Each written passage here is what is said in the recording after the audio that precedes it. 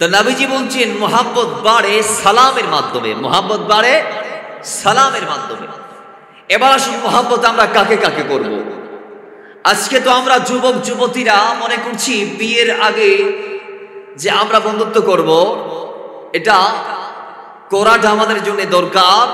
সমাজ আজকে বিয়ের আগের প্রেম প্রীতি মহাব্বত ভালোবাসা এমন ভাবে বেড়ে গিয়েছে, অথচ ইসলামের ন্যূনতম কোন আয়াত বলেন বা কিংবা কোন হাদিস বলেন বিয়ের আগে একজন গায়রে মুহরম যুবক আরেকজন গায়রে মুহরমা মেয়েকে সম্পর্কে আবদ্ধ করা, প্রেম প্রীতির বন্ধনে আবদ্ধ করা সম্পূর্ণরূপে হারাম হারাম হারাম। কথা বলেন ঠিক কিনা? আরো জোরে বলেন না ঠিক কিনা?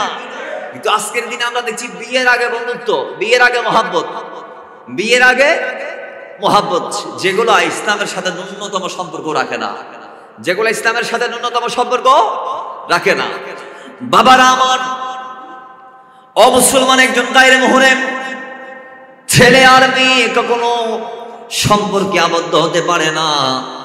আরে সম্পর্ক ছেলে মেয়ে কখন করবে? কয় বিয়ের পরে।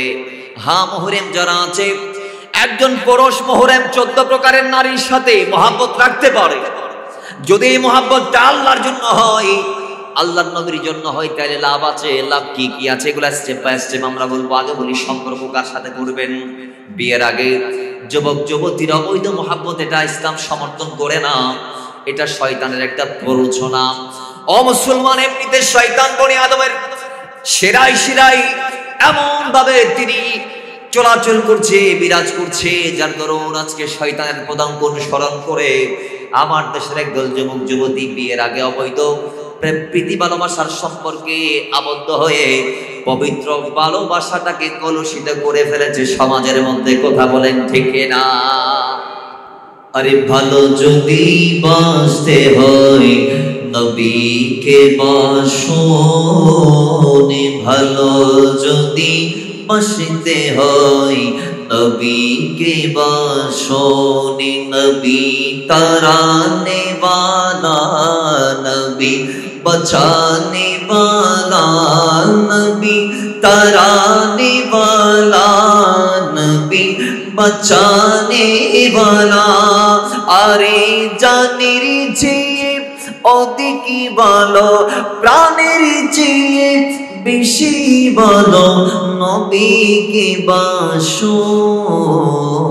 ভালো যদি ভাসতে হয় নবীকে বাসন, ভালো যদি বাসতে হয় নবীকে বাসন। সাকারাতের বিছানাতে খিজে যন্ত্রণা, সৎসাগরের পানি দিলে তৃষ্ণা মিটিবে না। আরে সাকারাতের বিছানাতে খিজে যন্ত্রণা, সাগরের পানি দিলেও তৃষ্ণা মিটিবে না। আরে কৌসারের পানি দিবেন শাহে মদিনা, ঠিক না? আরে কৌসারের পানি দিবেন শাহে মদিনা। হাই হাই কৌসারের মালিক যিনি, কৌসারের মালিক যিনি, তাহাকে ডাকুন। ভালো যদি বাসতে হয় নবীকে বাসন, ভালো যদি বাসতে হয় নবীকে বাসন। নবী তরানে नबी बचाने वाला, नबी तराने वाला, नबी बचाने वाला, नबी तराने वाला, नबी बचाने वाला।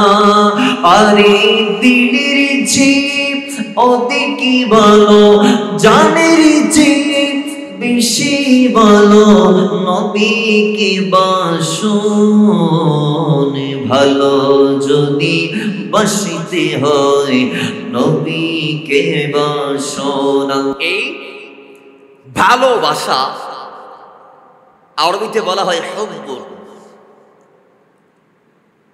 মাসদার হচ্ছে আল হুব্ব, বহুবচন হচ্ছে আহবাবুন।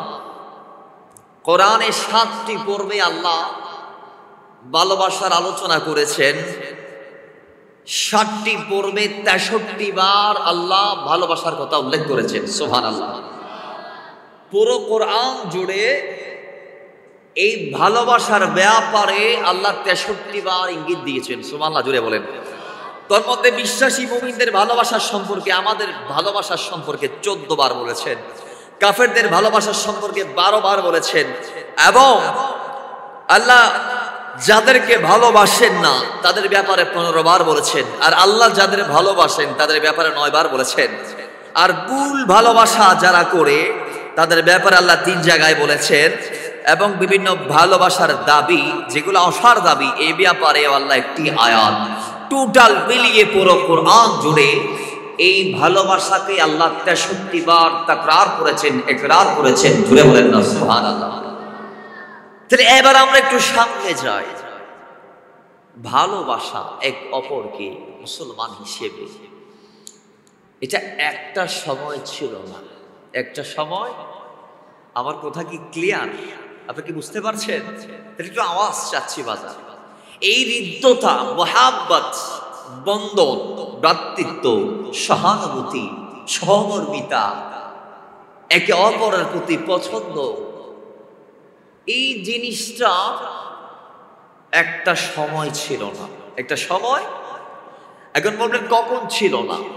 আমি বলবো আইয়ামে জাহেলিয়া, যখন সাইয়্যিদুনা ঈসা রূহুল্লাহ আলাইহিস সালাতু ওয়াস সালাম ওনার তিরোধানের পরে, ওনাকে আল্লাহ আসমানে উঠিয়ে নিয়ে যাওয়ার পরে, যদিও ঈসা রূহুল্লাহর ব্যাপারে ইহুদিরা বলছে যে তাকে শুলে চড়ানো হয়েছে, তাকে কতল করা হয়েছে, মারা হয়েছে, নাউযুবিল্লাহ মিন যালিক। সঠিক তত্ত্ব ইহুদিদের কাছে না থাকলেও আল্লাহর কাছে আছে না নাই? আরো জোরে আছে না নাই? আল্লাহ বলছেন কোরআনে ঈসা রূহুল্লাহকে শুলে চড়ানো হয় নাই, তাকে শুলে চড়ানো হয় নাই। আল্লাহ বলছেন বাল রাফাহুল্লাহ, আল্লাহ তাকে উঠিয়ে নিয়েছেন। আল্লাহ তাকে, যখন তাকে হামলা করতে চতুর্দিক দিয়ে ঘেরাও করা হয়েছে, আল্লাহ তাকে উঠিয়ে নিয়ে গিয়েছেন কোথায়? আসমানে। কেন নিয়েছেন? হয় ঈসা রূহুল্লাহ একটা ফরিয়াদ করেছিল, রব্বি, ওগো আমার প্রভু, নবুয়তের চেয়ে আমাকে যদি আখেরি নবীর উম্মত বানাইতা, নবুয়ত না দিয়ে যদি নবী আখিরুজ জামার উম্মত বানাইতা, আমি আরো বেশি তৃপ্তি পাইতাম। তো আল্লাহ বলছেন ঈসা কবুল হয়ে গিয়েছে, একদিন নিয়ে আসবো, আর একদিন জমিনে পাঠাবো আমার নবীর উম্মত বানাই। আসবেন কি আসবেন না? আরো আসতে আসবেন কি আসবেন না? কখন আসবেন? কিয়ামতের আগে আসবেন। কিয়ামতের 10টি বড় বড় আলামতের একটি আলামত হচ্ছে ঈসা রূহুল্লাহর আগমন। সুবহানাল্লাহ জুড়ে বলেন। সেই ঈসা রূহুল্লাহর তিরোধানের পরে, আসমানে উঠিয়ে নিয়ে যাওয়ার পরে 500 বছর, কয়শো বছর? বাবারা আমার, এই 500 বছরে আল্লাহর এই জমিনে কোন নবীর আগমন হয় নাই। আমরা জানি নবী আসবে কিভাবে, যেখানে ঈসা রূহুল্লাহ বলে দিয়েছে। আল্লাহর কোরআন আমাদেরকে করার করে জানিয়ে দিয়েছে, বলে দিয়েছে ঈসা রূহুল্লাহ ডাক দিয়ে বলেছে, ইয়াতি মিন বাদি ইসমুহু আহমদ, আমার পরে যিনি নবী হয়ে জমিনে কদম দিবেন তিনার নাম আহমদ। জোরে বলেন সুবহানাল্লাহ। আমার পরে আসবে নবী আহমদ। আমরা সবাই জানি আমার নবীর 2টা নাম, রাসূলের অনেক নাম আছে, আবার নবীজির অসংখ্য নামের মাঝে 2টা নাম বেশি প্রসিদ্ধ, জমিনে মুহাম্মদ সাল্লাল্লাহু আলাইহি ওয়াসাল্লাম, আর আসমানে হচ্ছে আহমদ। জোরে বলেন সুবহানাল্লাহ। আসমানে আমার নবীর নাম আহমদ, জমিনে মুহাম্মদ। আসমানে আহমদ, জমিনে। আর কোরআনুল কারীম আল্লাহ এই নামগুলার ইকরার করেছেন। কোরআনুল কারীম আল্লাহ আমার নবীকে এই নামগুলা ধরে আল্লাহ সুবহানাহু ওয়া তাআলা না ডাকলেও আল্লাহ উল্লেখ করেছেন, যদি ইয়া মুহাম্মদ বা ইয়া আহমদ বলে ডাকে নাই, হে মুহাম্মদ বলে যদিও আল্লাহ ডাক দেই নাই, তবে কোরআনে আহমদ এবং মুহাম্মদের ব্যাপারে আল্লাহ বর্ণনা করেছেন, কথা বলেছেন, এলান দিয়েছেন। যদিও বা আল্লাহ আল্লাহর হাবিবকে ডাকতে গিয়ে ডিরেক্টলি নাম ধরে ডাকেন নাই, লকব ধরে ডাক দিয়েছেন। জুড়ে বলেন না সুবহানাল্লাহ। আল্লাহ আমার নবীকে ডাইরেক্টলি ইয়া মুহাম্মদ বলে কখনো ডাকে নাই, অথচ প্রত্যেক নবীকে আল্লাহ এক একজনকে, যেমন আল্লাহ আদমকে ডাক দিচ্ছেন সূরা বাকারার 35 নং আয়াতে, ওয়াকুল্লা ইয়া আদম উসকুন আনতা ওয়া যাওজুকাল জান্নাহ। আল্লাহ এখানে আদমকে ইয়া আদম বলে ডেকেছেন। সূরা হুদের 48 নং আয়াতে আসছে, আল্লাহ নূহ আলাইহিস সালাতু ওয়াস সালামকে বলেন কিলা ইয়া নূহ। আল্লাহ নূহ আলাইহিস সালামকে এখানে নো বলে ডাক দিয়েছেন, হে নো বলে ডাক দিয়েছেন। সূরা সাফাতের 104 নং আয়াতে আল্লাহ ইব্রাহিম আলাইহিস সালামকে ডাক দিয়েছেন ওয়ানাদাইনাহু আইয়া ইব্রাহিম। আল্লাহ হে ইব্রাহিম বলে ইব্রাহিম নবীকে ডাক দিয়েছেন। সূরা কাসাসের 30 নং আয়াতে মুসা পয়গম্বরকে আল্লাহ ডাক দিয়েছেন আইয়া মুসা ইন্নী আনাল্লাহু রাব্বুল আলামিন।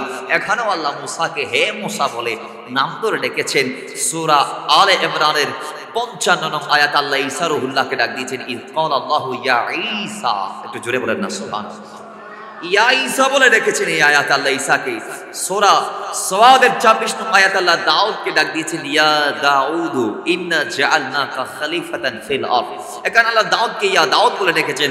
সূরা মরিয়মের 7 নং আয়াতে আল্লাহ জাকারিয়া আলাইহিস সালামকে ডাক দিয়েছেন ইয়া জাকারিয়া ইন্না নুবাশশিরুকা বিগুলাম। একটু জোরে বলেন না সুবহানাল্লাহ। জাকারিয়া আলাইহিস সালামকে ডাক দিলেন ইয়া জাকারিয়া বলে। সূরা মারইয়ামের 12 নং আয়াত আল্লাহ নবী ইয়াহইয়া আলাইহিস সালামকে ডাক দিয়েছেন ইয়া ইয়াহইয়া খুযিল কিতাবা বিকুওয়া। জোরে বলেন না সুবহানাল্লাহ। প্রত্যেক নবীকে নাম ধরে ডেকেছেন, আর আমার নবীকে নাম ধরে আল্লাহ ডেকেছেন, দেখেন নাই? তো কিভাবে ডেকেছেন? ইয়া আইয়ুহান নবী, হে গায়েবের খবর দেনওয়ালা। সুবহানাল্লাহ। নবীর অর্থ হচ্ছে যিনি অদৃশ্যের খবর দিতে পারে। আল মনজিদ ডিকশনারি আমাদের না, তাদের যারা নবীকে গায়েব জানে না এই কথা বলে তাদের, সেখানে রয়েছে নবীর অর্থ হচ্ছে যিনি গায়েব তথা অদৃশ্যের খবর বলে দিতে পারেন। আমার নবীজি অদৃশ্যের খবর বলে দিয়েছেন। হাজার দলিল আছে, কারো কাছে না থাকলে আমাদের সাথে যোগাযোগ করবেন, আমরা দিয়ে দিব। আল্লাহ নবীকে চেনার তৌফিক দান করুন, আমিন। এরপর আল্লাহর হাবিবকে ডাক দিয়েছেন সূরা মায়েদার 67 নং আয়াত ইয়া আইয়ুহার রাসূল, ইয়া আইয়ুহার রাসূল। আল্লাহ আমার নবীকে কানে হে রাসূল বলে ডাক দিয়েছে। ইয়া আইয়ুহাল মুযাম্মিল বলে সূরা মুযাম্মিলের 1 নং আয়াতে ডাক দিয়েছেন। ইয়া আইয়ুহাল মুদ্দাসসির বলে সূরা মুদ্দাসসিরের 1 নং আয়াতে ডাক দিয়েছেন। ইয়াসিন তাহা বলেও ডাক দিয়েছেন, কিন্তু আল্লাহর ডিরেক্ট নাম ধরে ডাকেন নাই। জোরে বলেন সুবহানাল্লাহ। কিন্তু কোরআনুল কারীমে আমার নবীর নামগুলা এসেছে, বলেন না আমার নবীর নামগুলা যে আহমদ এবং মুহাম্মদ দুটা নামই এসেছে। যাই হোক বাবারা, তো ওই মদিনা ওয়ালা রাহমাতাল লিল আলামিন জমিনে আসার আগে ঈসা রুহুল্লাহ জমিন থেকে যাওয়ার পরে মাঝখানে 500 বছর জমিনে কোনো নবী এবং রাসূল না আসার কারণে দুনিয়াবাসী এমন ভাবে অন্ধকারের ভিতর লিপ্ত হয়ে গিয়েছে।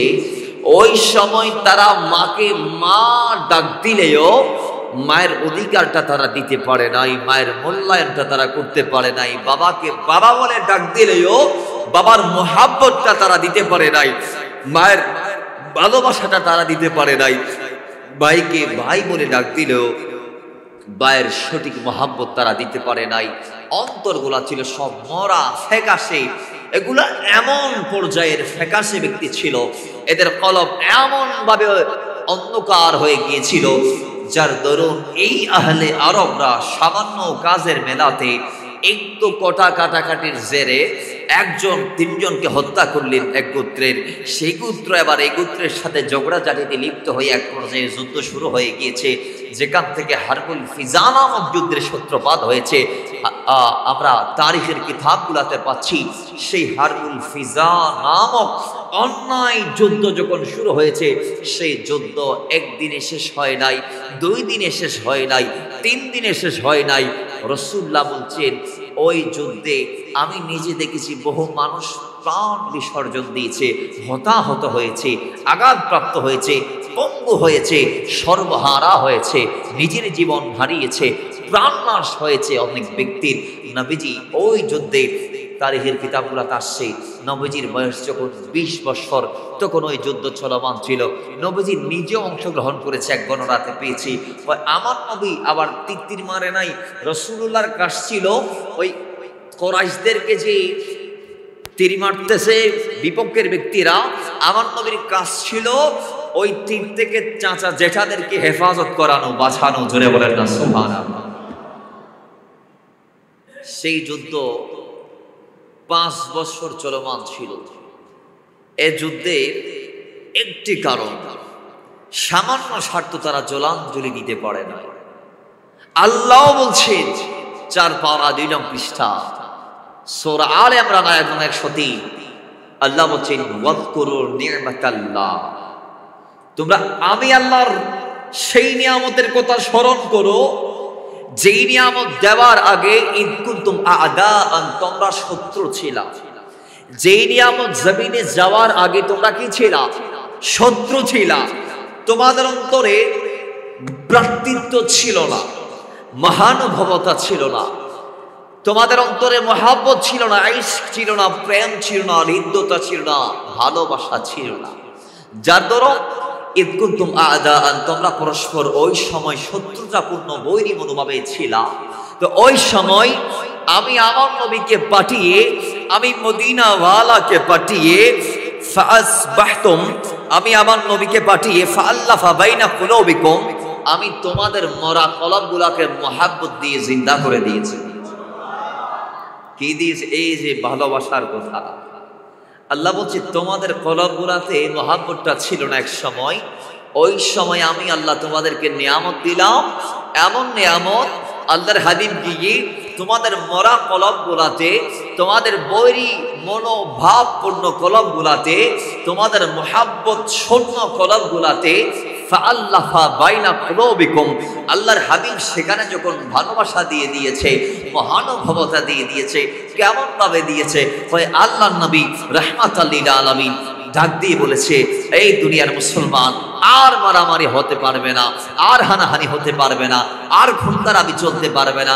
আরে মুসলমানকে অমুসলমান সে যে আরেক ভাইকে কষ্ট দেয় না, হাত দিয়ে মুখ দিয়ে, আল মুসলিমু মান সালিমাল মুসলিমুনা মিন লিসানিহি ওয়া ইয়াদিহি, যার হাত থেকে, যার লিসান থেকে আরেক ভাই আমান থাকে, নিরাপদ থাকে, মুক্ত থাকে, সেফ থাকে, তাকে মুসলমান বলে। জোরে বলেন সুবহানাল্লাহ।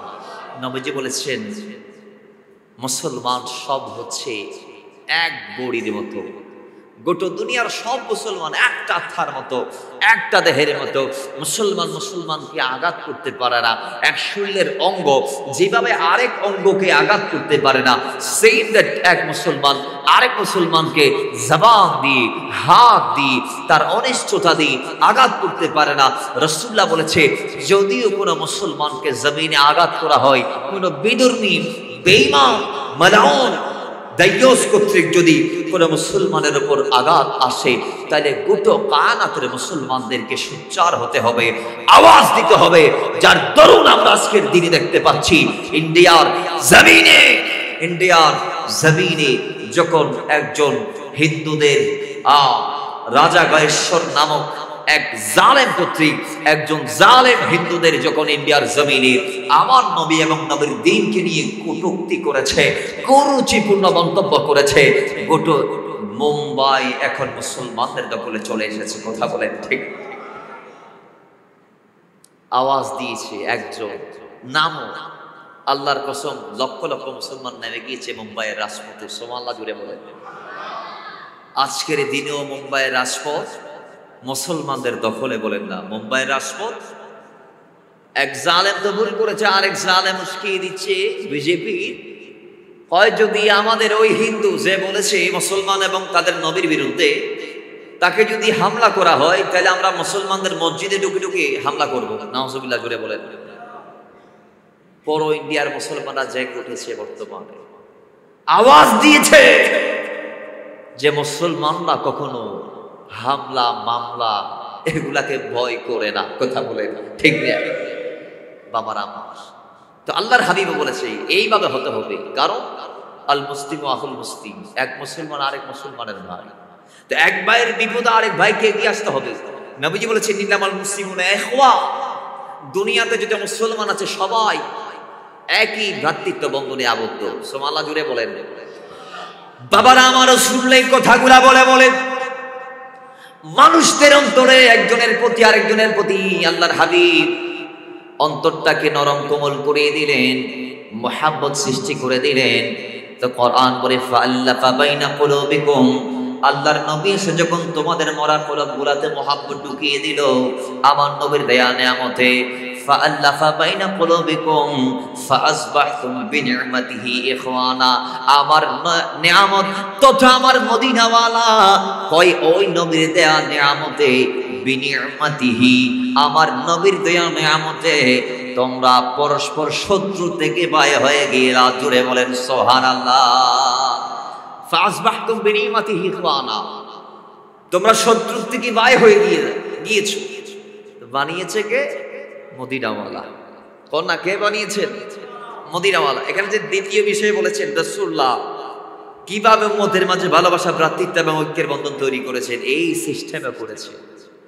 নবীজি কিছু এমন গুরুত্বপূর্ণ কথা আমাদেরকে জানিয়ে দিয়েছেন এগুলা বাজান, এই কথাগুলা যখন আপনি শুনবেন তখন আল্লাহর হাবিব সাল্লাল্লাহু তাআলা আলাইহি ওয়াসাল্লাম বলেছেন যে কথাগুলা এগুলা যখন আপনি শুনবেন তখন আপনার হৃদয় কোমল হয়ে যাবে, নরম হয়ে যাবে। জোরে বলেন সুবহানাল্লাহ।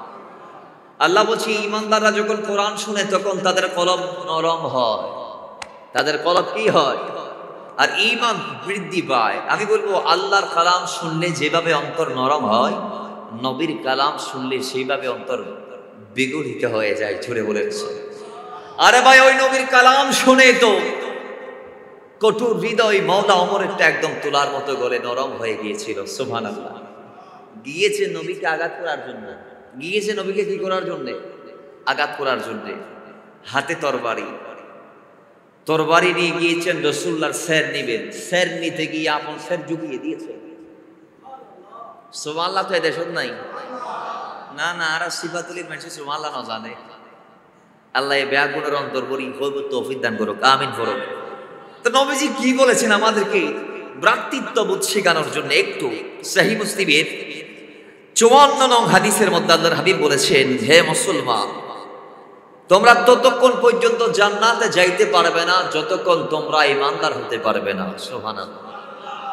রাসূলুল্লাহ বলেন ততক্ষণ তোমরা ঈমানদার হতে পারবে না যতক্ষণ তোমরা জান্নাত পাবে না, যতক্ষণ তোমরা ঈমানদার হতে পারবে না। তো নবীজি বলছেন এবার ঈমানদার কেমন হবা?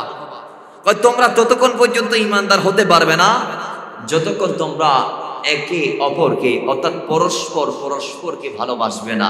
তার মানে তোমরা একে অপরকে যতক্ষণ ভালোবাসবে না ততক্ষণ তোমরা ঈমানদার হতে পারবে না। এবার ভালোবাসা আমরা তো বলি, আমরা মনে করি ভালোবাসা মনে সিঁড়ি দেয় আর সিঁড়ি নেই, ঠিক নেবে ঠিক। আমরা মনে করি ভালোবাসা রাতের একটা বাজে কি দেখা করে আসা, ভালোবাসা রাস্তার মোড়ে দাঁড়িয়ে ইফতেজিং করা, আমরা মনে করি এটা, অথচ তা নয়। রাসূলুল্লাহ বলেছে এবার আমি কি তোমাদেরকে এমন একটি মহামন্ত্র শিখিয়ে দেব না যে মন্ত্রের মাধ্যমে পরস্পর ভালোবাসা সৃষ্টি হয়? আরো জুড়ে বলেন। রাসূলুল্লাহ বলছেন, উত্তর নবী দিচ্ছে, সওয়াল নবী করছে। উত্তর নবী এভাবে দিচ্ছেন যে হ্যাঁ, তোমাদের মাঝে পরস্পর ভালোবাসা সৃষ্টি তখন হবে যখন তোমরা ব্যাপকভাবে সালামের প্রচার এবং প্রসার করবা। জুড়ে বলেন সুবহানাল্লাহ। সালামে মহব্বত বাড়ে না কমে? আওয়াজে বলেন বাড়ে না কমে? আচ্ছা, আমরা বলি সম্পর্ক টিকে থাকে তত্ত্ব আদান প্রদানের ভিত্তিতে। কথা বলেন ঠিক নেবে ঠিক। আপনি যদি দেখা ওঠা বসা কথাবার্তা এগুলা যদি না বলেন তাহলে সম্পর্ক কি টিকিয়ে থাকবে? এগিয়ে এসেছে আমার বন্ধু বলছে আল্লাহর কসম সেই হাত দিয়ে হ্যান্ডশেক করেছে, মুসাফাহা করেছে। জোরে বলে যদিও সে জবাব দিতে গিয়ে গালের অঙ্গভঙ্গি একটু শক্ত টাইপের করেছে, তারপরও পাথরের মতো অন্তর, পাথরের মতো কঠিন অন্তর তুলার মতো নরম হয়ে গিয়েছে সালামের বদনতায়। জোরে বলেন না সুবহানাল্লাহ। এবার আসুন মহব্বত আমরা কাকে কাকে করব। আজকে তো আমরা যুবক যুবতীরা মনে করছি বিয়ের আগে যে আমরা বন্ধুত্ব করব, এটা করাটা আমাদের জন্য দরকার। সমাজ আজকে বিয়ের আগের প্রেম প্রীতি মহব্বত ভালোবাসা এমন ভাবে বেড়ে গিয়েছে, অথচ ইসলামের ন্যূনতম কোন আয়াত বলেন বা কিংবা কোন হাদিস বলেন বিয়ের আগে একজন গায়রে মুহরম যুবক আর একজন গায়রে মুহরমা মেয়েকে সম্পর্কে আবদ্ধ করা, প্রেম প্রীতির বন্ধনে আবদ্ধ করা সম্পূর্ণরূপে হারাম হারাম হারাম। কথা বলেন ঠিক কিনা? আরো জোরে বলেন না ঠিক কিনা? কিন্তু আজকের দিনে আমরা দেখছি বিয়ের আগে বন্ধুত্ব, বিয়ের আগে মহব্বত, বিয়ের আগে মহব্বত, যেগুলো ইসলামের সাথে ন্যূনতম সম্পর্ক রাখে না, যেগুলো ইসলামের সাথে ন্যূনতম সম্পর্ক রাখে না। বাবারা আমার, অমুসলমান একজন গায়রে মুহরম ছেলে আর মেয়ে কখনো সম্পর্কে আবদ্ধ হতে পারে না। আরে সম্পর্ক ছেলে মেয়ে কখন করবে? কয় বিয়ের পরে। হ্যাঁ, মুহরম যারা আছে, একজন পুরুষ মুহরম 14 প্রকারের নারীর সাথে মহব্বত রাখতে পারে। যদি এই মহব্বতটা আল্লাহর জন্য হয়, আল্লাহর নবীর জন্য হয়, তাহলে লাভ আছে। লাভ কি কি আছে এগুলা স্টেপ বাই স্টেপ আমরা বলবো। আগে বলি সম্পর্ক কার সাথে করবেন বিয়ের আগে। যুবক যুবতীরা অবৈধ মহব্বত, এটা ইসলাম সমর্থন করে না, এটা শয়তানের একটা প্ররোচনা।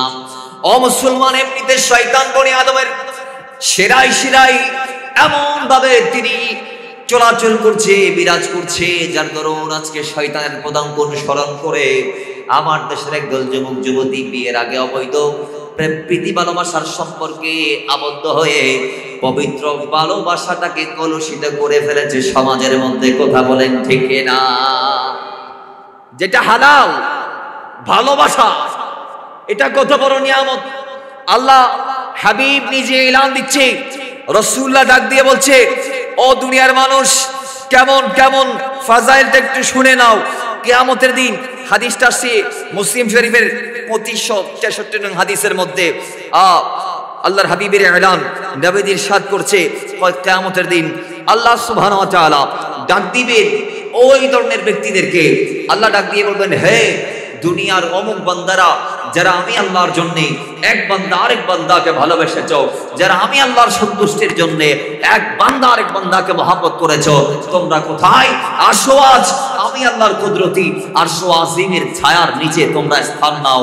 লা জিল্লা ইল্লা জিল্লুহু, যেদিন আরশের ছায়া ছাড়া কোনো ছায়া থাকবে না, সেদিন ওই বান্দা আরশের ছায়ার নিচে স্থান পাবে যিনি আল্লাহর জন্য আরেকজনকে ভালোবেসেছে। জোরে বলেন না সুবহানাল্লাহ। কিন্তু আজকে আমার দেশের যুবকরা যেগুলা করে মহব্বত বিয়ের আগে, এগুলা কি জায়েজ আছে? বলেন এগুলা কি জায়েজ আছে? ভালোবাসবেন আল্লাহকে, ভালোবাসবেন আল্লাহর হাবিবকে, ভালোবাসবেন মাকে, ভালোবাসবেন বাবাকে, ভালোবাসবেন আপনার পীর মুর্শিদকে, ভালোবাসবেন সমস্ত আব্দুল্লাহকে, সমস্ত আল্লাহর বান্দাদেরকে, গরিব ফকির মিসকিন আলেম ওলামা সবাইকে ভালোবাসবেন। তবে সম্পর্কটা যেন আল্লাহ আল্লাহ রসুলের জন্য হয়। কোন গায়রে মুহরম মেয়েকে প্রেম প্রীতি ভালোবাসার বন্ধনে আবদ্ধ করা যাবে? বলেন না, আবদ্ধ করা যাবে?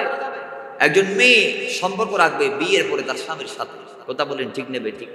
এখন আমাদের মেয়েগুলা বন্ধুত্ব করে কলেজে গিয়ে, স্কুলে গিয়ে, আসে না নাই, রাতের 1টা বাজে শুটিং করে বন্ধুর সাথে। আব্বা ধরছে, কয় কার সাথে কথা বলতেছিস? কয় আপা আমার বন্ধুর সাথে। ফ্রেন্ড ফ্রেন্ড বলে কি? বলেন না ফ্রেন্ড। এত সহজ হয়ে গিয়েছে আজকে সমাজ। বাবারা, সমাজ যেভাবে আগাচ্ছে, সমাজের মানুষগুলা যে পথে পা বাড়াচ্ছে, ওয়াল্লাহি 10, 20, 30, 40, 50 বছর আগে এরকম ছিল না। এইভাবে যদি চলে দিন রাত, 40-50 বছর পরে গিয়ে কোথায় দাঁড়াবে আপনি দেখেন। আমার মনে হচ্ছে আগামী 100 বছর পরে বাংলাদেশ ওই রকম হয়ে যাবে যে যা মন চায়, যতটা মেয়ের সাথে রিলেশন রাখতে মন চায় রাখবে, কোনো বিয়ের দরকার হবে না। যেভাবে পশ্চিমারা বর্তমানে বিয়ে ছাড়া বাচ্চা কাচ্চা নিচ্ছে, ঠিক নেবে ঠিক? আপনারা যাদের অনুসরণ করেন, ক্রিস্টিয়ানো রোনালদো থেকে শুরু করে মেসি, নেইমার, যারা যারা আছে আমাদের যুবকগুলা, যাদের নাম শুনিলে ফালমারি এক হাত উপর উঠে যায়, এরা একজনও বিয়ে করে নাই। বিয়ে ছাড়া এরা সম্পর্ক রেখে তাদের থেকে ফায়দা নিচ্ছে এবং বাচ্চা কাচ্চা নিচ্ছে। তো এগুলা কি ইসলামে জায়েজ আছে? ইসলামে যেগুলা জায়েজ নাই সেগুলা যেইভাবে মুসলমানদের ভিতর প্রবেশ করেছে, এইভাবে যদি সমাজ চলে তাহলে আগামী 50-100-র ভিতরে 50 থেকে 100 বছরের ভিতরে মুসলমানরা বিয়ে দাঁড়াবে না। বর্তমানেও এরকম অনেক চলতেছে, বিয়ে ছাড়া একসাথে তারা থাকতেছে, আছে না নাই? আপনারা দেখবেন বিভিন্ন গার্মেন্টস, আমি আমার গার্মেন্টস কর্মীদেরকে ছোট করে দেখতেছি না, বিভিন্ন কলকারখানার শ্রমিকরা ছেলে মেয়ে একসাথে থাকছে। এগুলা কি জায়েজ আছে? ভাই বলেন না জায়েজ আছে? যেখানে একজন বেগার নারীর দিকে দৃষ্টি পড়ার সঙ্গে সঙ্গে রাসূলুল্লাহর এলান আলী প্রথম দৃষ্টি পড়েছে, বাস চোখ নামাতে হবে। দ্বিতীয় দৃষ্টি পড়ার সাথে সাথে আল্লাহ জেনার গুনাহ দিবে। কিসের গুনাহ? জেনার গুনাহ, ব্যভিচারের গুনাহ। তাহলে আল্লাহ আমাদের দৃষ্টিকে হেফাজত রাখুন। তো যাকে দেখা দ্বিতীয়বার জায়েজ নাই, তার সাথে কি সম্পর্ক রাখা জায়েজ? তার সাথে ঘন্টার পর ঘন্টা মোবাইলে কথা বলা জায়েজ? তাকে নিয়ে সিআরবিতে ঘুরতে যাওয়া জায়েজ? আর আপনি ঘুরতে গিয়ে যদি বলেন এটা মুহাব্বত সম্পর্ক, তাহলে আমি বলবো আল্লাহর আযাবের অপেক্ষা করে আপনার জন্য সময়ের যাবে। কথা বলেন ঠিক নেবে ঠিক? কারণ এগুলাকে ইসলাম সমর্থন করে না। এখন ভালোবাসবে নিজের মা বাবাকে, নিজের ভাইকে। এখন আমাদের সমাজে দেখা যায় নিজের মায়ের কোনো খবর নাই। 14 ফেব্রুয়ারি নিজের বাবারে ফুল দেয় না, নিজের মারে ফুল দেয় না, নিজের মুরব্বীরে ফুল দেয় না, খতিব স্বামী চাবুজুরে ফুল দেয় না, এলাকার গণ্যমান্য যারা আছে, মুহিব যারা আছে এদেরকে ফুল দেয় না। ওই 7 দিন আগে কোন মেয়ের সাথে রিলেশন হয়েছে, 5 টাকার গোলাপ 500 টাকা দিয়ে রে বাঁধি ইতার ঘরের দরজায় যাই দাঁড়ায় আছে দারোয়ানের মতো। ঠিক নেবে ঠিক? কথা বলেন না ঠিক নেবে ঠিক? এগুলা কি ইসলাম সমর্থন করে? বাজান কথা বলেন, এগুলা কি ইসলাম সমর্থন করে? না। বাবারা আমার, সেই ভালোবাসাটা যদি আল্লাহ আল্লাহ রাসূলের জন্য হয়ে থাকে, তাহলে আল্লাহ সুবহানাহু ওয়া তাআলার হাবিব আমাদেরকে ডাক দিয়ে বলেছেন তোমাদের জন্য পুরস্কার আছে, সফলতা আছে। রাসূলুল্লাহ হাদিসে পাকের মধ্যে বলেছেন, আদাবুল মুফরাদের মধ্যে 594 নং পৃষ্ঠার মধ্যে হাদিস কেন এসেছে, আল্লাহ নবী ডাক দিয়ে বলেন তোমরা যাদেরকে ভালোবাসো তাদের কাছে হাদিয়া দাও, তাদের থেকে হাদিয়া গ্রহণ করো। কারণ হাদিয়া দিলে, হাদিয়া গ্রহণ করলে পরস্পর প্রেম প্রীতি ভালোবাসা হৃদ্যতা বেড়ে যায়। জুড়ে বলেন সুবহান। নিজের মা বাবারা কোনোদিন সারি হন ন দে, নিজের মা বাবারা কোনোদিন সারি হন ন দে। এন্ডিল আর একজন বহুত যুবক আছে, নিজের বউরা কোনোদিন একখান কম ফর আনি ন দে, ওই খালতো ভাইয়ের বউর বালা আলাদা দিবারে যায় যায় দেশে দিন। আছে না নাই? হতাখন না আছে না নাই? এগুলা হতে পারে না। আজকে সমাজে আমরা দেখছি হাদিয়ার জিনিসটা একদম কমে গিয়েছে। রাসূলুল্লাহ বলছেন হাদিয়া দিলে নিলে প্রেম প্রীতি ভালোবাসা বেড়ে যাবে। আর রাসূলুল্লাহ বলছেন এ আমার উম্মতরা, তোমরা যদি কাউকে ভালোবাসো, আবু দাউদ শরীফের 5124 নং হাদিসের মধ্যে আসছে, রাসূলুল্লাহ বলছেন কাউকে ভালোবাসলে এটা অন্তরে গোপন করে রাখবে না। মাকে ভালোবাসলে বলবা মা আমি তোমাকে অনেক বেশি ভালোবাসি। বাবাকে ভালোবাসলে বলবা বাবা আমি তোমাকে অনেক বেশি ভালোবাসি। স্ত্রীকে ভালোবাসলে বলবা স্ত্রী আমি তোমাকে অনেক বেশি ভালোবাসি। আজকের দিনে দেখা যায় মা বাপরে আমাদের সন্তান গুলা জীবনে কোনোদিন বলছে কিনা জানি না যে আম্মা আমি তোমারে ভালোবাসি, আব্বা আমি তোমারে, ভাইয়া আমি তোমারে ভালোবাসি। জানি না আমার যুবকরা কে বলছে, ওই কিন্তু ফোনে ঘন্টার পর ঘন্টা এরা বলতে পারে, ঘন্টায় 40-50 বার বলে ফেলে। আসে না নাই? বলে না আসে না নাই? বলে কি বলে না? নবীজি বলছেন জানিয়ে দাও, ভালোবাসলে জানিয়ে দাও নিজের মাকে বাবাকে। কিন্তু বিয়ের আগে যেগুলো আমরা করছি ভালোবাসার নাম দিয়ে, সেগুলো ইসলাম সমর্থন করে না। আল্লাহ আমাদেরকে সেখান থেকে রোজু ফিরে আসার তৌফিক দান করুন, আমিন বলেন। বাবারা আমার, সেই আল্লাহর জন্য, আল্লাহ রাসূলের সন্তুষ্টির জন্য কোন আল্লাহর বান্দাকে যদি আমি আপনি ভালোবাসতে পারি, তাইলে আমাদের লাভ কি? আল্লাহর হাবিব বলছেন যদি কোন আল্লাহর বান্দা আল্লাহর সন্তুষ্টির জন্য কোন বান্দাকে ভালোবাসে, তাহলে তার উপর আল্লাহ সন্তুষ্ট হয়ে যায়। জোরে বলেন সুবহানাল্লাহ। হাদিস কানে এসেছে মুসলিম শরীফের মধ্যে, অমুসলমান আল্লাহর নবী ডাক দিয়ে বলে, হযরত আবু হুরায়রা বলছেন হাদিস কালাম তিনি বলছেন, আল্লাহ নবী ইরশাদ করেছেন, কোন মুসলমান বান্দা যদি আরেক মুসলমান বান্দাকে ভালোবেসে তার সাথে দেখা করার জন্য যখন তার গ্রামের দিকে যায়, তার বাড়ির দিকে যাত্রা করে, যাত্রাপথে আল্লাহ একজন ফেরেশতাকে দাঁড় করিয়ে রাখে। ফেরেশতা ডাক দিয়ে বলে, হে আব্দুল্লাহ, ও আল্লাহর বান্দা, তুমি অমুক আল্লাহর বান্দাকে ভালোবাসার কারণে, তুমি আল্লাহর বান্দা অমুককে ভালোবাসার কারণে আল্লাহ ঠিক তোমাকে এমনটা ভালোবাসে যেমনটা তুমি ওই আল্লাহর বান্দাকে ভালোবাসো। জোরে বলেন সুবহানাল্লাহ। ফেরেশতা বলে, তুমি অমুককে যেভাবে ভালোবাসো আল্লাহ তোমাকে সেভাবে ভালোবাসে। তাহলে আল্লাহর বান্দাদেরকে আল্লাহর জন্য ভালোবাসতে লাভ আছে না নাই? আর একটু জুড়ে বলে না, লাভ আছে না নাই? 2 নাম্বার লাভ, কোন আব্দুল্লাহ যদি, কোন আল্লাহর বান্দা যদি আল্লাহ রাসূলের জন্য আল্লাহর বান্দাকে ভালোবাসতে পারে, তাহলে ওই বান্দা ঈমানের স্বাদ লাভ করবে। এই হাদিসটা বর্ণিত হয়েছে সহিহ মুসলিমের মধ্যে, বুখারী শরীফের মধ্যে হাদিস কানা বর্ণনা করা হয়েছে। আল্লাহর নবী ডাক দিয়ে বলেন, এ আমার উম্মত, যার ভিতর 3টি গুণ থাকবে সে ঈমানের স্বাদ পাবে। সুবহানাল্লাহ। যার ভিতর 3টি গুণ থাকবে সে কিসের স্বাদ পাবে? ঈমানের স্বাদ। নাম্বার 1 হচ্ছে যার কাছে আল্লাহ এবং আল্লাহ রাসূলের ভালোবাসা আছে।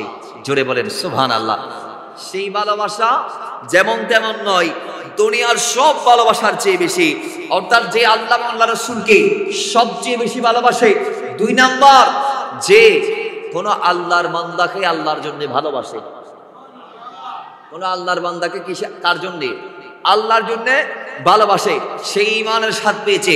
3, আল্লাহর হাবিব বলছেন, যে বান্দাকে আল্লাহ কুফরি থেকে মুক্তি দিয়েছে সেই পুনরায় কুফরিতে ফিরে যাওয়া এমন ভাবে অপছন্দ করে, যেভাবে অপছন্দ করে জাহান্নামে নিক্ষিপ্ত হওয়াকে। তার মানে আল্লাহ কোন বান্দাকে জাহান্নাম থেকে, কুফরি থেকে মুক্তি দেওয়ার পর পুনরায় সে যদি কুফরিতে ফিরে যাইতে না চায়, তাহলে সেই ব্যক্তি ঈমানের স্বাদ পেয়েছে। জোরে বলেন সুবহানাল্লাহ। তাহলে এখানে 3 ক্যাটাগরির ব্যক্তিবর্গের কথা বলা হয়েছে। নাম্বার 1, যারা আল্লাহ রাসূলকে সবচেয়ে বেশি ভালোবাসে। 2 নম্বর, যারা আল্লাহর জন্য কোন আল্লাহর বান্দাকে ভালোবাসে। 3 নম্বর, যারা কুফরিতে ফিরে যেতে অপছন্দনীয় মনে করে। এই 3 ধরনের ব্যক্তি আল্লাহ সুবহানাহু ওয়া তাআলার হাবিবের এলান মোতাবেক তারা ঈমানের স্বাদ পেয়েছে।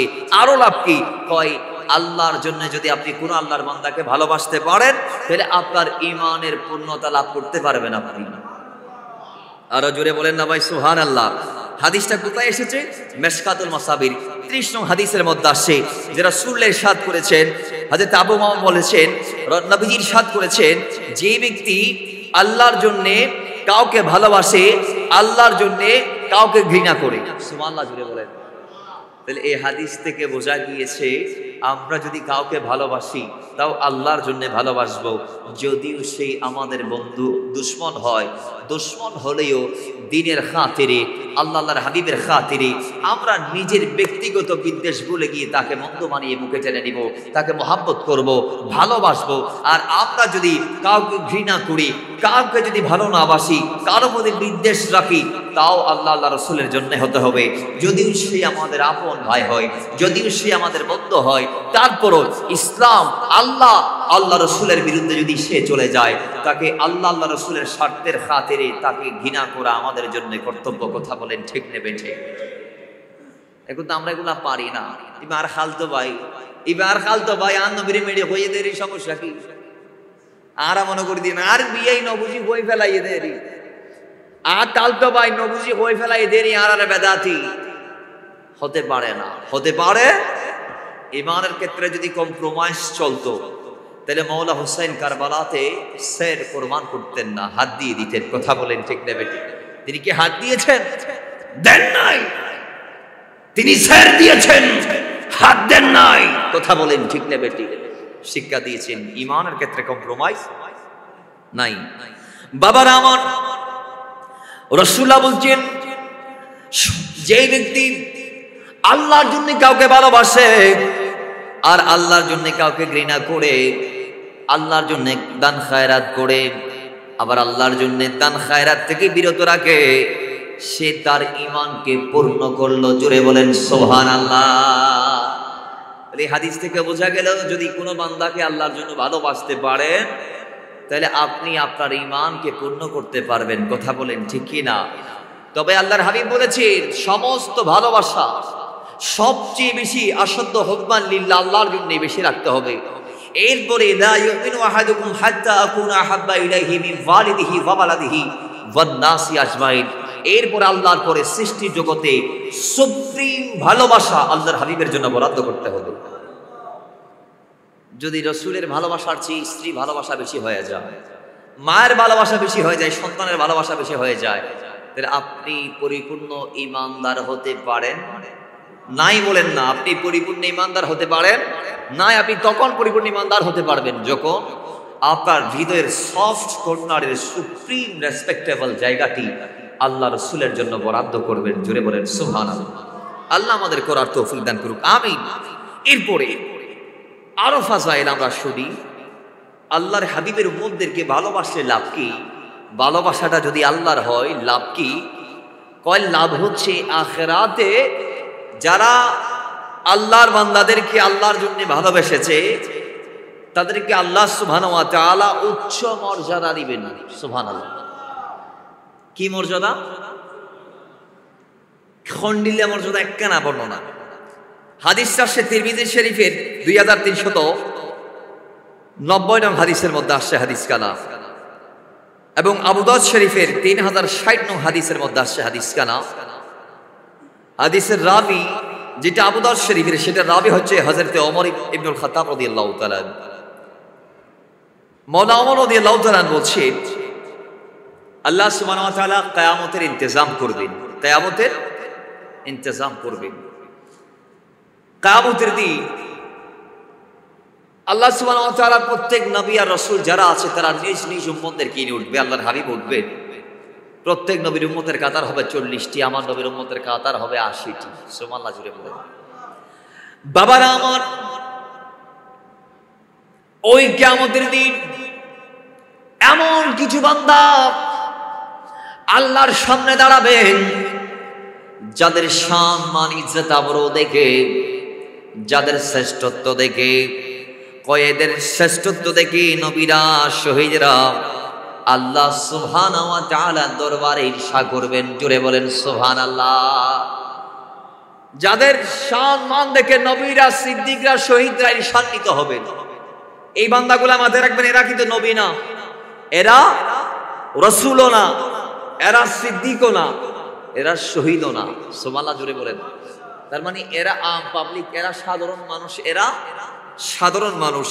তো এদের দেখে নবীরা, সিদ্দিকরা, শহীদরা ঈর্ষান্বিত হবেন। তো সাহাবায়ে কেরাম বললেন, ইয়া রাসূলুল্লাহ, তারা কারা? তারা কারা যাদেরকে দেখে নবীদের চোখ কপাল উঠে যাবে, সিদ্দিকদের চোখ কপাল উঠে যাবে, শহীদদের চোখ কপাল উঠে যাবে যে আল্লাহ, এরা নবী হয়েও আসে নাই, সিদ্দিক হয়েও আসে নাই, শহীদ হয় নাই ময়দানে গিয়ে, এরপরও এদের মাথায় নূরের দাস, নূরের কুরসিতে এদেরকে বসাইলা। এদের এত শ্রেষ্ঠত্ব, এদের থেকে নূর বের হচ্ছে, এরা যেদিক যাচ্ছে নূরে নূরানি হয়ে যাচ্ছে।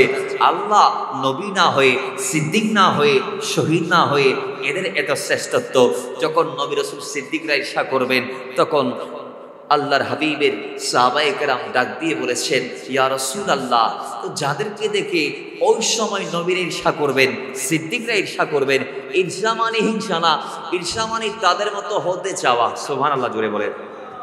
তাদেরটা দেখে জ্বলে শেষ হয়ে যাওয়া না, যেটা জ্বলা সেটা হচ্ছে হিংসা। আরেকজনের সফলতা দেখে যিনি জ্বলে পড়ে ছাই ছাই হয়ে যায়। নবীজি বলেছেন, হিংসুকের হিংসার আগুন আরেকজনকে জ্বলাইতে পারে না, নিজের জ্বালায় শেষ করে দিই। ঠিক নেবে? ঠিক সমাজে চলে কি চলে না? আপনার ছেলে একটু ভালো করে স্টাডি যদি করতে পারে তাহলে দেখবেন তার নিন্দুকের, হিংসুকের অভাব নাই। ঠিক নেবে? ঠিক। আপনার ছেলে গোল্ডেন এ প্লাস পাক, দেখবেন কিছু মানুষ শুকর আদায় করবে আর কিছু হিংসায় জ্বলে ছাই ছাই হয়ে যাবে। আছে না নাই? হিংসা আমাদের সমাজে আছে, এটা জায়েজ নাই। হিংসা হারাম আমাদের জন্য। বাবারা আমার, তবে ঈর্ষা করা যায়, ঈর্ষা করা যায়। আরেকজনের অবস্থান দেখে আল্লাহ শুকর আদায় করবেন, তার জন্য দোয়া করবেন, নিজের জন্য দোয়া করবেন। সুবহানাল্লাহ জুড়ে বলেন। তাহলে আল্লাহ চাইলে আপনাকে তার মতো বানাইতে পারে কি পারে না? কারণ তিনি ওই আল্লাহ যিনি আপনি যাকে দেখে জ্বলতেছেন তাকে তার স্থানে এনে দিয়েছেন, ঠিক নেবে ঠিক। তো তাকে যেভাবে সফলতা দিয়েছে আল্লাহ চাইলে আপনাকেও দিতে পারে কি পারে না? সবাইকে দিতে পারে কি পারে না? পারে।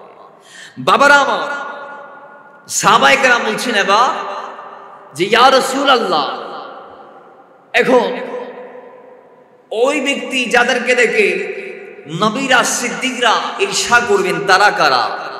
তখন আল্লাহর হাবিব বলছেন, নবীজি এইভাবে এলান দিয়েছেন ওই সময়ে, নবীজি বলছেন তারা ওই সকল ব্যক্তি যারা দুনিয়াতে একজন আরেকজনকে আল্লাহর জন্য ভালোবাসত। সুবহানাল্লাহ। যে তারা ওই ব্যক্তি যারা দুনিয়াতে এক বান্দা আরেক বান্দাকে আল্লাহর জন্য ভালোবাসত, তাদের মধ্যকার কোনো রক্তের রিশতা ছিল না, তাদের মাঝে রক্তের সম্পর্ক ছিল না, কিন্তু আল্লাহর শপথ আমি নবী বলছি, তাদের রক্তের সম্পর্ক না থাকার পরেও, অর্থনৈতিক লেনদেন না থাকার পরেও তারা এমন ভাবে আল্লাহ রাসূলের জন্য আল্লাহর বান্দাদেরকে, নবীর উম্মতদেরকে ভালোবেসেছে, যার দরুন কিয়ামতের দিন তাদের চেহারা হবে নূরানি, তারা নূরের মধ্যে থাকবে। যেদিন রাসূলুল্লাহ বলছেন, যেদিন গোটা দুনিয়ার সবাই থাকবে ভীত সন্ত্রস্ত, ভয়ে ভয়ে, দুশ্চিন্তায়, ওই সেদিন তাদের চেহারার মধ্যে কোনো দুশ্চিন্তার ছাপ থাকবে না। জুড়ে বলেন না সুবহানাল্লাহ। লাভ আছে না নাই? আল্লাহর কোরআন বলছে, ইয়াওমা ইয়াফিরুল মারউ মিন আখিহি ওয়া আবিহি ওয়া উম্মিহি ওয়া সাহিবাতিহি ওয়া বানিহি। সেদিনটা এমন দিন হবে, দুনিয়ার মানুষ আজকে দুনিয়াতে সন্তান একটু কান্না করলে মায়ের কলিজাটা ফেটে যায়, ঠিক নেবে ঠিক। একবার সন্তান কান্না করলে বাবার কলিজা ছিঁড়ে যায়, কিন্তু সেদিন সন্তান কান্না করবে মায়ের কাছে, কি মা সন্তান বলে পরিচয় দিবে না, ঠিক নেবে ঠিক। আল্লাহর কোরআন বলছে, ইয়াওমা ইয়াফিরুল মারউ মিন আখিহি ওয়া উম্মিহি ওয়া আবিহি ওয়া সাহিবাতিহি ওয়া বানিহি। সেদিন বাবা সন্তানকে সন্তান বলবে না, পরিচয় দিবে না। মা সন্তানকে সন্তান বলে পরিচয় দিবে, অথচ সেই মা আমাদের জন্য নিজের জীবনকে বাজে রেখেছিল, কিন্তু সেদিন সন্তান বলবে না।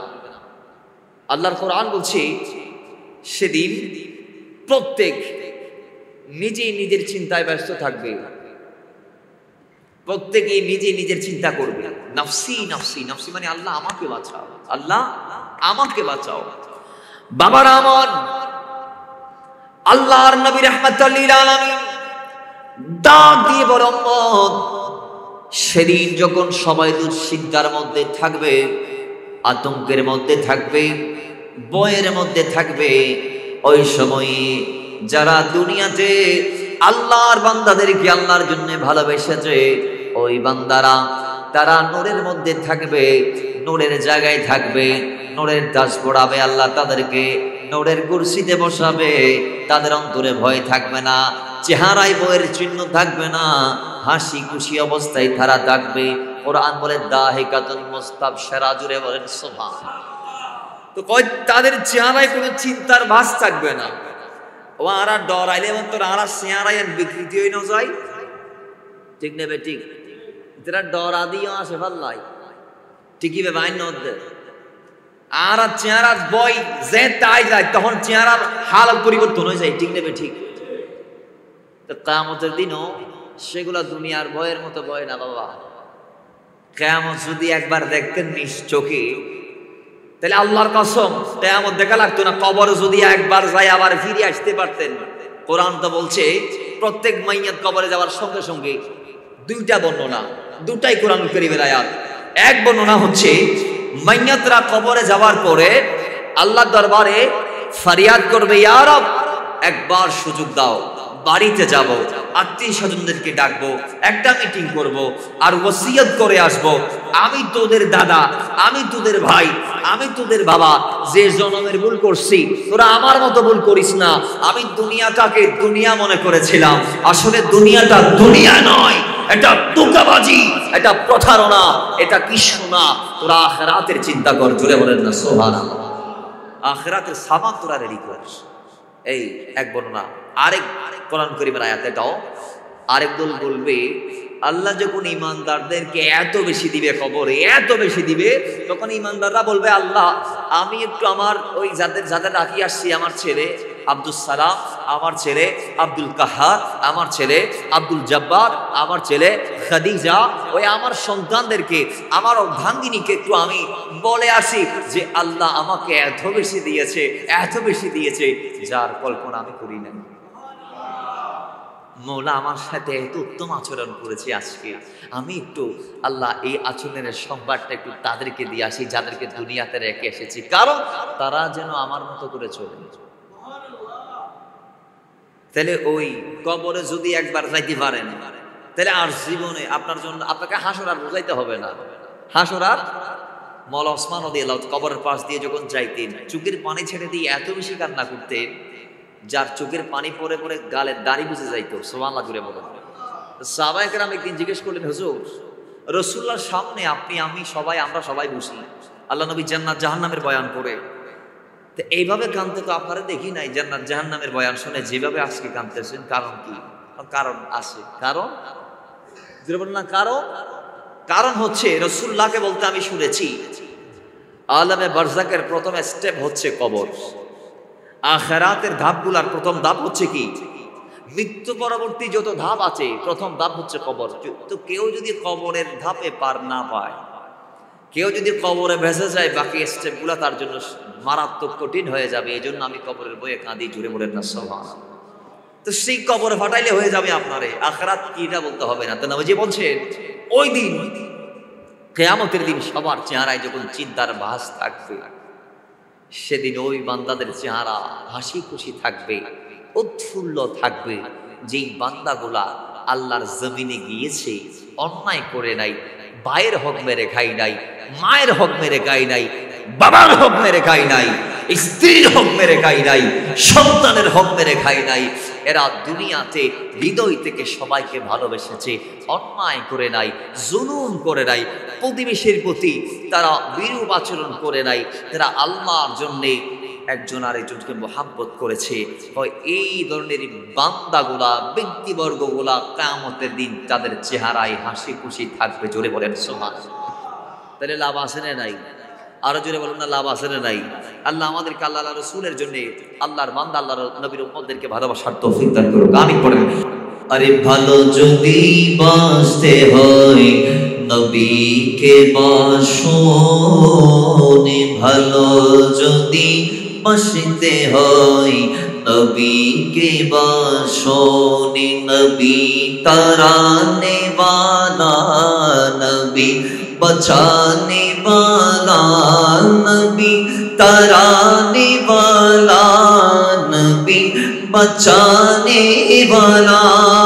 আরে জানের চেয়ে অধিকই ভালো, প্রাণের চেয়ে বেশি ভালো নবীকে বাসুন, ভালো যদি ভাসতে হয় নবীকে বাসুন, ভালো যদি বাসতে হয় নবীকে বাসুন। সাকারাতের বিছানাতে কি যে যন্ত্রণা, সাগরের পানি দিলে তৃষ্ণা মিটিবে না। আরে সাকারাতের বিছানাতে কি যে যন্ত্রণা, সাগরের পানি দিলেও তৃষ্ণা মিটিবে না। আরে কৌসারের পানি দিবেন শাহে মদিনা, ঠিক না? আরে কৌসারের পানি দিবেন শাহে মদিনা। হাই হাই কৌসারের মালিক যিনি, কৌসারের মালিক যিনি, তাহাকে ডাকুন। ভালো যদি বাসতে হয় নবীকে বাসুন, ভালো যদি বাসতে হয় নবীকে বাসুন, নবী তারানে नबी बचाने वाला, नबी तराने वाला, नबी बचाने वाला, नबी तराने वाला, नबी बचाने वाला। अरे दिलेर जीप ओदिके বলো, জানের জীপ বেশি বলো, নবীকে বাসন ভালো যদি বাসিতে হয়, নবীকে বাসন। তাহলে এই ভালোবাসা যেটার এত ফাজাইল, আল্লাহ রসুলের জন্য যদি কোনো আল্লাহর বান্দাকে কোনো বান্দা ভালোবাসে, তার যে এত ফাজাইল, এটা এক সময় ছিল না, বলেন এক সময়। সেই ভালোবাসাটা রাসূলুল্লাহ জমিনে কদম দেওয়ার পর পরই দিয়েছেন জমিনবাসীকে। এজন্য আল্লাহ বলছেন ওয়াজকুরু নি'মাতাল্লাহ, তোমরা আল্লাহর সেই নিয়ামত রাজির স্মরণ করো যেই নিয়ামত দেওয়ার আগে ইদ কুনতুম আ'দাআন, তোমরা শত্রু ছিলা, ফাআল্লাফা বাইনা কুলুবিকুম, আল্লাহর হাবিব গিয়ে তোমাদের অন্তরে মহব্বত ভালোবাসা দিয়েছেন, যার দরুন ফাআসবাহতুম বিনি'মাতিহি ইখওয়ানা, নবীর দেয়া নিয়ামতে তোমরা পরস্পর শত্রু থেকে ভাই হয়ে গেলা। জোরে বলেন না সুবহানাল্লাহ। সেই মদিনাওয়ালা ওই হারবুল ফিজা যেটার কথা বলেছিলাম, সেই যুদ্ধের পরে নবীজি আহলে আরবদের যারা শান্তিকামী ছিল, শান্তিপ্রিয় ছিল, এদেরকে নিয়ে ডাকলেন। আজকেও একটা সংগঠনে মিলাদুন নবীর মাহফিল সাজিয়েছেন, যাদের নাম আমরা দেখতে পাচ্ছি পবিত্র ঈদে মিলাদুন নবী সাল্লাল্লাহু আলাইহি ওয়াসাল্লাম উদযাপন কমিটি। এই কমিটির মতো একটা কমিটি করেছিলেন, এই কমিটির মতো একটা কমিটি করেছিল যার নাম হচ্ছে হিলফুল ফুদুল। হিলফুল তো তার শান্তি সংঘ, কি সংঘ? শান্তি সংঘ। সেই শান্তি সংঘ আল্লাহর নবী কায়েম করে আরবের শান্তিপ্রিয় যুবকদেরকে এক করে আল্লাহর নবী সবাইকে এক ব্যানারে আবদ্ধ করে শান্তি শৃঙ্খলা প্রতিষ্ঠার জন্য সবাইকে নিয়ে মাঠে কাজ করেছেন। সেই শান্তি সংঘের উদ্দেশ্য ছিল যারা একদম মজলুম তাদের সেবা করা, অত্যাচারীকে প্রতিরোধ করা এবং যার উপর অত্যাচার করা হচ্ছে তার সেবা করা, শান্তি শৃঙ্খলা প্রতিষ্ঠা করা, আরবের জমিনে গোত্র গোত্র যে মারামারি, ভেদাভেদ, বৈষম্য, এই বৈষম্য দূর করা এবং মানুষদের মাঝে সম্প্রীতি ভ্রাতৃত্ব বজায় রাখা, মুহাব্বত সবাইকে শিক্ষা দেয়া। জোরে বলেন না সুবহানাল্লাহ। সেই মুহাব্বত সেখান থেকে শুরু হয়েছে। আজকে আস্তে আস্তে রাসূলুল্লাহ ওয়াফাত পরবর্তী 1450 বছর পার হয়ে যাচ্ছে, কিন্তু আজকের পৃথিবীতে আমরা দেখতে পাচ্ছি ওই আহলে আরবদের সেই দৃশ্যটা, যেই দৃশ্যটা থেকে মানুষদেরকে উত্তরণ করার জন্য নবী আসছিলেন। সেটা কি? ওই আরবের জমিনে যেভাবে একটা তাল গাছের জন্য মারামারি হইতো আগে, একটা আম গাছের জন্য মারামারি হইতো আগে, মুহাব্বত না থাকার কারণে আজকের সমাজেও আমরা দেখছি বাবার ইন্তেকালের পরে এক ভাই আরেক ভাইকে না বাসতে এমন বিদ্বেষ তাদের অন্তরে ঢুকে গিয়েছে, যার দরুন একটা আম গাছ দুই ভাইয়ের সীমানার মাঝখানে পড়েছে। বড় ভাই বলছে সেটা আমি নেব, ছোট ভাই বলছে সেটা আমি নেব। এই আম গাছের জন্য এক ভাই আরেক ভাইকে মাথা ফাটাই দিচ্ছে, এরকমও আসলে নাই। আজকের সমাজেও বান্দাদের কলবগুলা মহব্বত শূন্য হয়ে গিয়েছে। না আছে মায়ের প্রতি মহব্বত, না আছে বাবার প্রতি মহব্বত, না আছে স্ত্রীর প্রতি মহব্বত, না আছে সন্তানের প্রতি মহব্বত। ওই আহলে আরবদের আইয়ামে জাহেলিয়ার জামানাটা বর্তমানও চলে আসছে দেখছি। মুসলমান, আল্লাহ আমাদের অন্তরগুলাকে মহব্বতে পরিপূর্ণ করে দিন। সবাই পড়ি আমিন। এই মহব্বত ভিতরে থাকলে লাভ আছে না নাই? আল্লাহর জন্য ভালোবাসলে লাভ আছে না নাই? কথা বলেন না, আছে না নাই? আচ্ছা, আল্লাহর জন্য যদি আল্লাহর বান্দাকে ভালোবাসে তাহলে আপনার ঈমান পরিপূর্ণ হয়ে যাবে। আপনি ঈমানের স্বাদ পাবেন, আরশের ছায়ার নিচে স্থান পাবেন, কিয়ামতের মাঠে নূরের তাজ পাবেন, আল্লাহর কাছে পছন্দের ব্যক্তি হবে। আল্লাহ আমাদেরকে আল্লাহর বান্দা তথা আব্দুল্লাহ যারা আছে তাদেরকে আল্লাহর সন্তুষ্টির জন্য ভালোবাসার তৌফিক দান করুন আমিন। আল্লাহ নবীর দেখানো ভ্রাতৃত্বের যত সিস্টেম আছে আল্লাহ আমাদের মাধ্যমে সমাজ এগুলা জারি আর সারি দায়েম আর কায়েম রাখার তৌফিক দান করুন আমিন।